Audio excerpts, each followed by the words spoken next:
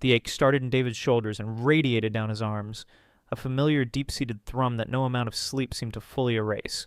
At 35, being a power lineman based outside Toledo, Ohio meant wrestling with heavy gear, unpredictable weather, and the constant hum of high voltage, often for 12, 14, sometimes 16 hours straight, especially after a storm ripped through the tri-state area. The pay was good if you chased the overtime, and David always chased the overtime. It was the only way to keep the lights on, quite literally, both for the community and in his own increasingly strained household. He eased his pickup truck into the driveway of the modest ranch-style house they'd bought 3 years ago in a working-class suburb. It wasn't fancy, but it was theirs, or rather it was funded largely by the brutal hours he pulled. Inside, he knew Allison would likely be scrolling through online shopping sites or planning her next girls' night out, while her younger brother, Ryan, 24 and perpetually between opportunities, would be occupying his usual spot on the living room couch, controller in hand. David loved Allison. He remembered the easy laughter and shared dreams from their early years, before the weight of bills and Ryan's permanent temporary stay had settled in. Allison worked part-time at a department store, contributing something, but her income barely covered her own expenses and frequent shopping trips. She appreciated the new sectional sofa, the upgraded cable package, and the weekends away he occasionally managed to schedule between storm calls, but seemed resentful of the very source of those comforts, his exhaustion and frequent absence. "You always look tired, David," she'd sigh, turning away from him when he finally collapsed onto the couch after a grueling storm restoration shift. "Can't you just work normal hours like everyone else?" She never seemed to grasp, or perhaps chose to ignore, that normal hours wouldn't pay for Ryan's car insurance, her online shopping hauls, or the slightly too large mortgage payment. Ryan was another story. He'd moved in for a few months after losing yet another job 2 years ago, and had seamlessly integrated himself into the household ecosystem as a non-contributing dependent. He treated David's home like a hotel, and David's wallet like an extension of his own non-existent one. Requests for gas money, help with his phone bill, cash for a sure-thing job interview outfit, they were constant, delivered with an air of casual entitlement that grated on David's last nerve, especially when backed by Allison's inevitable, "Oh, just help him out this once, David. He's family." Tonight felt heavier than usual. He'd just finished a brutal 72-hour stretch restoring power after a line of severe thunderstorms. Every muscle screamed. All he wanted was a hot shower and blessed silence. But as he walked in, the smell of takeout pizza, Ryan's usual request when David worked late, filled the air, and Allison met him at the door, not with concern, but with a tight-lipped annoyance. "Finally," she said, not quite meeting his eyes. "Ryan's birthday dinner is tomorrow night, remember?" "At Luigi's. 7 sharp. My parents are coming in for it." David's shoulders slumped further. He had forgotten amidst the exhaustion. "Allie, Don't even start, David," she cut him off. "You promised you'd be there this year. It's important to Ryan, and frankly it's important to me that we look like a normal couple for my parents." He wanted to argue, to explain the bone-deep fatigue, the near miss he'd had with the downed transformer line that afternoon, but he knew it was pointless. Her mind was made up. Appearing normal for her parents trumped his exhaustion. "Okay," he said wearily. 7 sharp, I'll be there." He showered, the hot water barely denting the ache, and was heading towards the bedroom when Ryan intercepted him in the hallway, holding out his phone. "Hey man, killer storm, huh? Listen, my phone bill's due, kinda tight this month." David just stared at him, then at Allison, who hovered nearby, waiting. The familiar script. He reached for his wallet, the worn leather feeling thin. He pulled out the cash Ryan needed, handed it over without a word, and walked past them into the bedroom, the weight of their expectations settling over him again. He barely slept. His pager went off at 4:30 a.m. Another major outage east of the city, a transformer blew, thousands without power, mandatory call-out, indefinite hours. He scribbled a note for Allison. "Emergency call. Don't know when I'll be back. Sorry about the dinner." And left it on the kitchen counter before heading out into the pre-dawn darkness. He knew she'd be furious. He knew this would likely trigger another fight, another round of accusations about his priorities. But the lights were out, and keeping them on was his job. It was the job that paid for the house, the pizza, Ryan's phone bill. As he drove towards the outage site, the rising sun painting the sky in bruised colors, he felt a familiar, weary resentment mixed with a dawning, dangerous thought. How much more could he actually take? 20 grueling hours later, David finally pulled his truck back into the driveway. The sun was high, beating down mercilessly, reflecting off the windshield. Every muscle screamed in protest. His eyes burned from lack of sleep and the intense concentration required when working near high-voltage lines in the dark aftermath of a storm. Power was restored to the affected county, but David felt utterly depleted, running on fumes and the dregs of lukewarm thermos coffee. All he craved was the oblivion of sleep. He walked into the house, bracing himself for Allison's cold shoulder. What he got was a firestorm. She stood waiting in the kitchen, arms crossed, face like thunder. Ryan lounged at the kitchen table, pointedly ignoring him, while Sarah, his sister-in-law, who seemed to have materialized overnight, likely called in by Allison for backup, leaned against the counter, a smug look on her face. The air crackled with resentment. "So, the hero returns," Allison spat, her voice dripping sarcasm. "Hope saving the world was worth missing your brother-in-law's birthday and humiliating me in front of my parents." "Allie, it was mandatory," David started, his voice raspy with fatigue. "Major outage, people were—" "Oh, spare me the noble act," she interrupted, stepping closer. "There's always an emergency, always a reason why your job is more important than us. Do you have any idea how embarrassing it was? Everyone asking where you were? Ryan was heartbroken." Ryan, who looked perfectly content scrolling through his phone, didn't look up. David felt a surge of weary anger. Heartbroken? He needed cash for his phone bill yesterday, Allie. And this job, the one you hate me being tired from, it pays for that phone bill, pays for this house, pays for... He trailed off, knowing it was useless. "Don't you dare throw money in my face!" Allison shrieked, her face flushing red. "Maybe if you were around more, if you actually cared about this family instead of just playing the martyr with your stupid job, things would be different. You're just a selfish drain, David, taking and taking..." "Taking?" David echoed, disbelief momentarily overriding his exhaustion. "Allie, I work 60, sometimes 80 hours a week." "Exactly. Always working, never here." She gestured wildly. "You think just throwing money at us makes up for it? We need a husband, a brother-in-law, not just a paycheck." She grabbed her half-full mug of coffee from the counter, her hand trembling. "You make me sick!" And then, in a blur of rage, she flung the coffee. It happened fast, but David saw it coming this time, perhaps triggered by some deep, exhausted instinct. He turned his head slightly, but the hot liquid still splashed across his neck and shoulder, searing instantly. He gasped, stumbling back, the shock and pain momentarily paralyzing him. The mug hit the linoleum floor with a dull thud, miraculously not breaking. Silence descended, thick and suffocating. Allison stood there, chest heaving, her eyes wide with fury, not remorse. Ryan looked up briefly, then quickly looked away. Sarah smirked openly now. David touched his neck, the skin already red and tender. He looked at Allison, truly looked at her. At the rage contorting her features, the utter lack of concern for the pain she'd just inflicted, the years of resentment boiling over him in one ugly, violent act. And in that instant, something within him didn't just crack. It shattered completely. The exhaustion, the constant criticism, the financial burden, the dismissal of his work culminating in this. It was too much. He didn't shout. He didn't retaliate. A chilling calm washed over him. Wordlessly, he turned and walked out of the kitchen, ignoring Allison's shrilled, "Where do you think you're going? We're not done." He went to the small spare room they used for storage, grabbed the old gym bag he kept in the closet, and began stuffing in essentials. A few changes of clothes, toiletries, his phone charger. His movements were automatic, detached. He drove for an hour, aimlessly, the windows down, letting the wind whip through the cab, trying to outrun the suffocating feeling. Eventually, he pulled into the parking lot of a budget motel off the interstate. Inside the anonymous room, sitting on the edge of the stiff bedspread, the adrenaline finally faded, leaving him hollow and shaking. He thought about the years of overtime, the missed holidays, the constant fatigue, all endured to provide a life Allison seemed to resent him for anyway. He thought about the coffee hitting his skin, the look of pure rage on her face. He thought about his own complicity, his willingness to keep pushing himself past exhaustion to appease demands that never ended. And then, with startling clarity, he made a decision.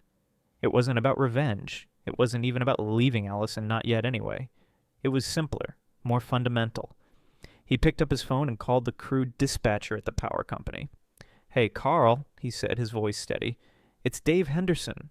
Listen, effective immediately. I need to pull back on overtime. Standard 40 hours only for the foreseeable future. Yeah, burnout. Need to prioritize health. Understood. He hung up, the click echoing in the quiet room. A wave of relief washed over him, so profound it almost made him dizzy.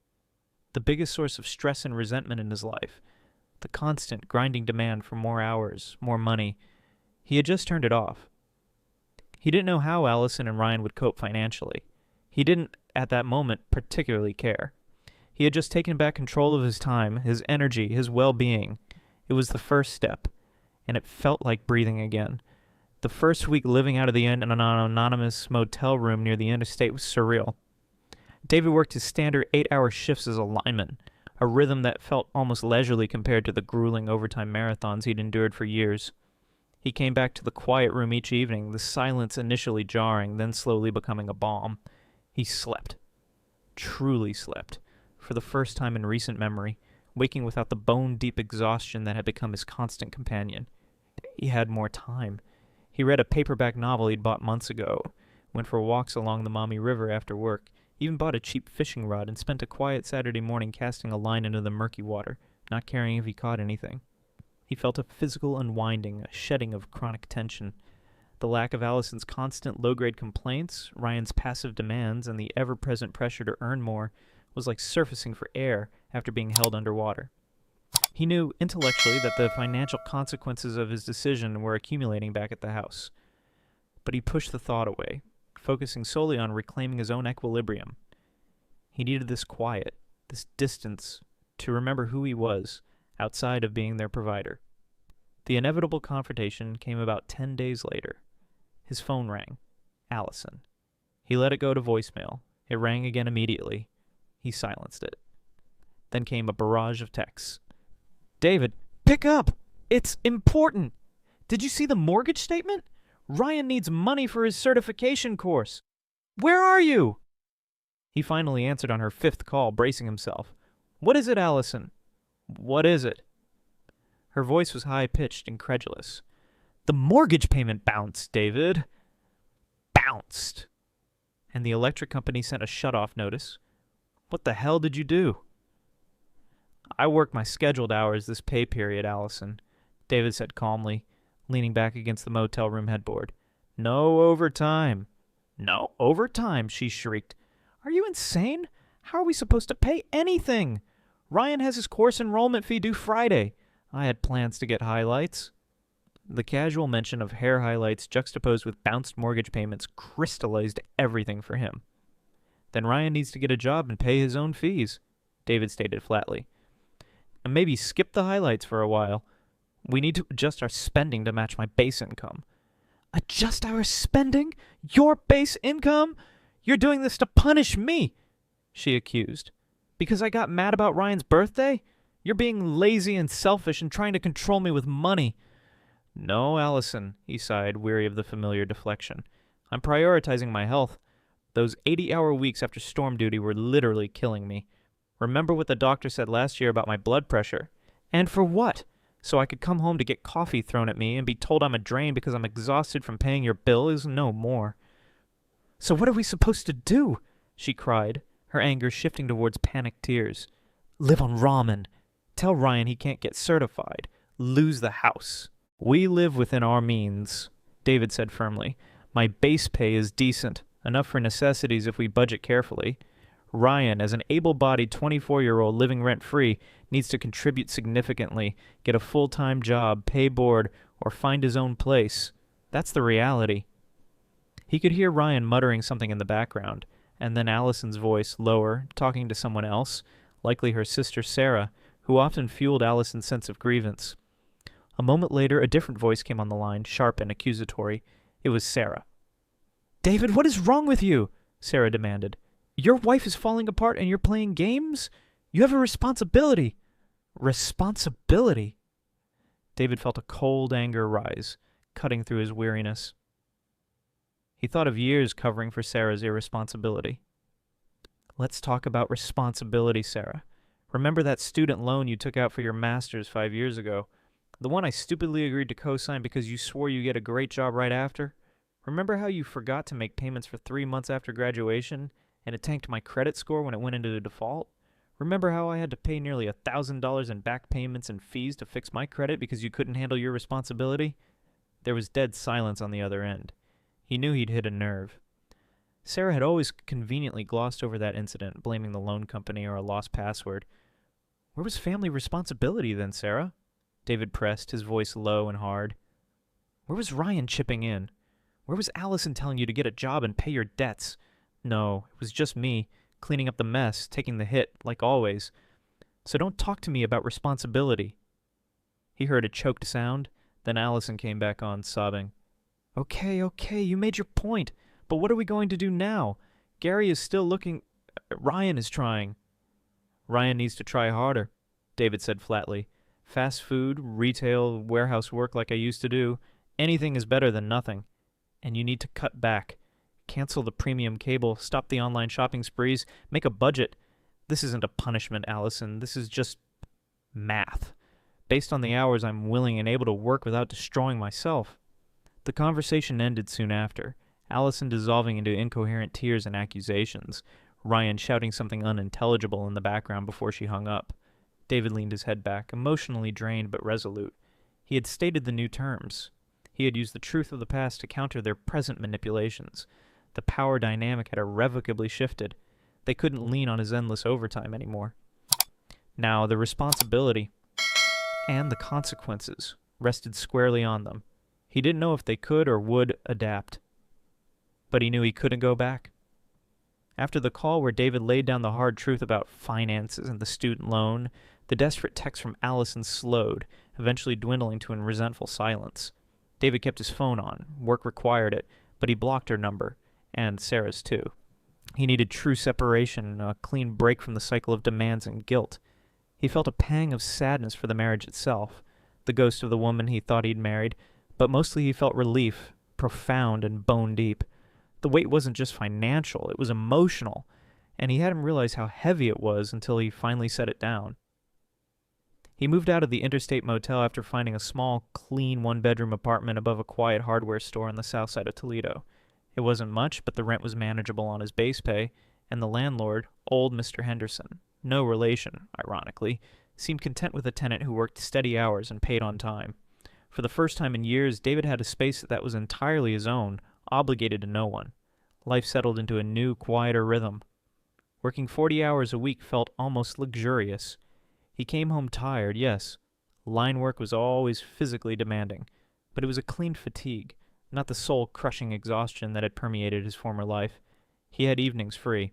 He started tinkering with an old motorcycle engine a buddy from the depot had given him, finding satisfaction in the methodical work. The smell of oil and metal a familiar comfort without the pressure of a deadline or a paycheck attached.